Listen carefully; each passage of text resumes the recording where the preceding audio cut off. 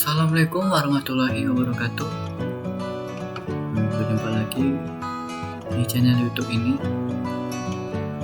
Sudah lama kita tidak berjumpa di channel ini. Semoga kalian sehat selalu, kawan-kawan yang jauh di sana. Baiklah, kali ini saya akan membahas yaitu istilah berkaitan dengan proses dan konteks space. Tetapi sebelum itu perkenalkan dulu, nama saya Muhammad Afif Surya dari jurusan Teknik Informatika Unsur Karya. Tanpa basa-basi, langsung saja kita ke materinya.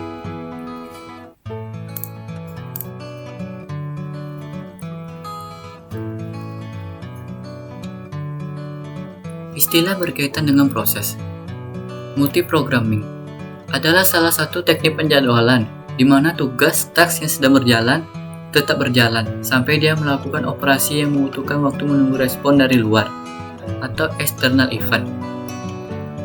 Dapat diartikan juga sebagai sebuah sistem komputer yang telah dialokasikan dengan sumber daya untuk lebih dari satu aplikasi bersamaan, pekerjaan atau pengguna. Selanjutnya, ini contoh gambarnya. Dalam multiprogramming ini, ketika suatu program dieksekusi, program lainnya sedang dalam keadaan menunggu.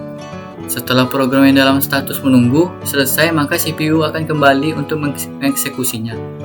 Selama suatu program butuh dieksekusi, CPU tidak pernah dalam keadaan istirahat. Ini penjelasan dari gambar tersebut ya. Jadi dapat kita simpulkan bahwa multiprogramming itu kira-kira contohnya seperti ini. Misalkan ada data 1, 2, 3, 4, 5. Data pertama itu kita melakukan proses ya, tidak bisa serentak. Jadi data 1 ini diproses dulu, baru bisa kita ke data kedua, atau ke data selanjutnya. Nah, jadi kira-kira seperti begitu. Selanjutnya, multiprocessing adalah istilah teknologi informasi dalam bahasa Inggris yang merujuk kepada pemrosesan komputer yang dilakukan secara serentak. Multiprocessing juga kadang merujuk kepada kemampuan eksekusi terhadap beberapa proses perangkat dalam sebuah sistem secara serentak, jika dibandingkan dengan sebuah proses dalam satu waktu. Memungkinkan sistem operasi dapat menggunakan lebih dari satu CPU. Dapat kita simpulkan bahwa multiprocessing ini, tadi contohnya multiprogramming ini ada data 5. Kita samakan aja kalau multiprocessing ini datanya juga 5. Data yang pertama 2, 3, 4, 5 ini bisa dilakukan secara serentak dalam satu waktu. Nah, bedanya multiprogramming dengan multiprocessing ini kan tadi dia melakukan data itu bertahap ya. Selesaikan data pertama dulu, baru data kedua yang diproses. Sedangkan multiprocessing ini data 1 sampai 5 bisa dilakukan secara serentak. Itu pun dia memungkinkan sistem operasi dapat menggunakan lebih dari satu CPU. Nah, oke. Selanjutnya, distributed processing, yaitu mengerjakan semua proses pengolahan data secara bersama antara komputer pusat dengan beberapa komputer yang lebih kecil dan saling dihubungkan melalui jalur komunikasi. Dapat kita simpulkan bahwa distributed processing ini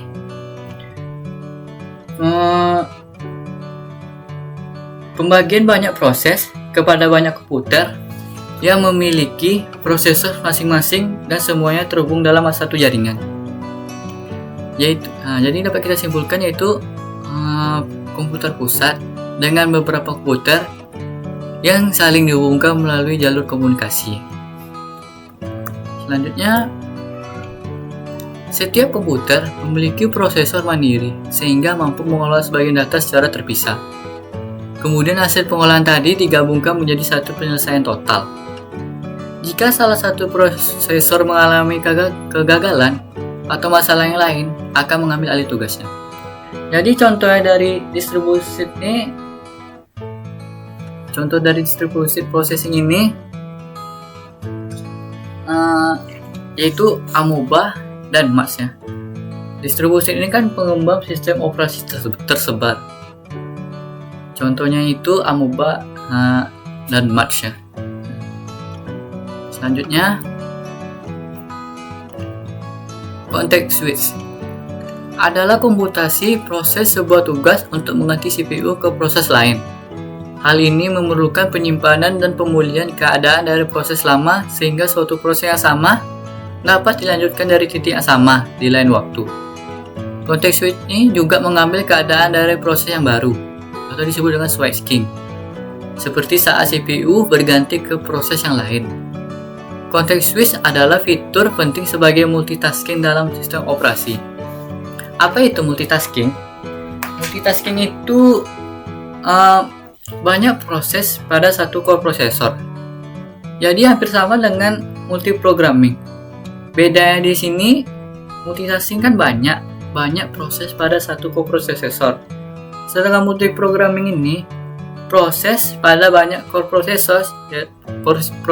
Jadi bedakan di sini makna dari banyak ya. Multitasking ini banyak proses, sedangkan multiprogramming proses pada banyak. Jadi selanjutnya,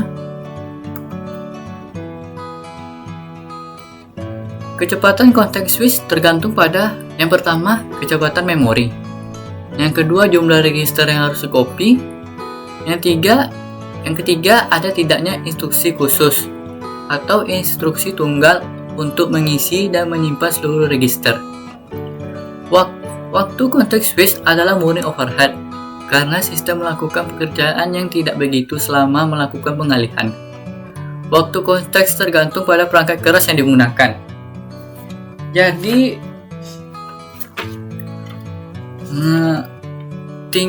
waktu konteks ini tergantung pada perangkat keras yang digunakan. Jadi tingkat kecepatan umumnya itu berkisar antara 1 sampai 1000 mikro per detik ya.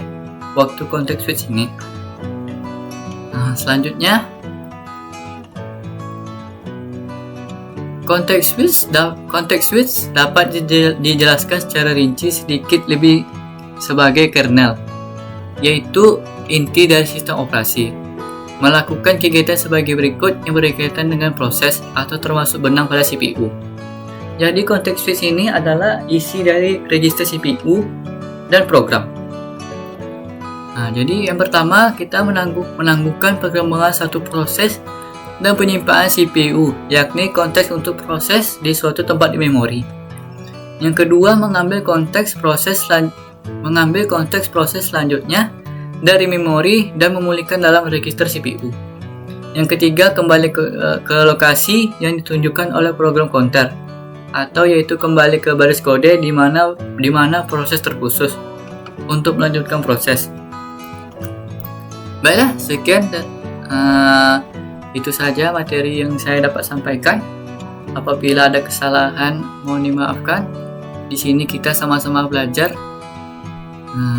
Jadi jangan lupa like, comment, subscribe ya.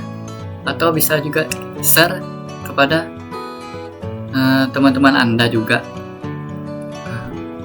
Sekian, terima kasih. Assalamualaikum warahmatullahi wabarakatuh.